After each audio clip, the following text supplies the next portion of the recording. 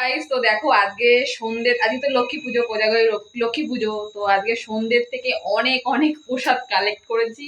তো চলো তোমাদেরকে দেখাচ্ছি কত প্রসাদ আমরা নিয়ে এসেছি। তো পুজো করনি কি আছে, মা লক্ষ্মী মানে মা লক্ষ্মী যদি আশীর্বাদ থাকে তাহলে তো সম্ভব, মানে অসম্ভব সম্ভব কিছু হয়ে যায়। তো দেখো চলো দেখো আমরা কত প্রসাদ আমরা কালেক্ট করেছি। তোমরা 7টা বাড়ির থেকে, 7টা বাড়িতে কিন্তু কথা ছিল না, একটা বাড়ি না 2টো বাড়ি নিমন্ত্রণ ছিল। তো দেখো আমার মেয়ে সব খুলে খুলে খুলে রেডি করছে, দুটো একটা মানে খেয়েছি আমরা।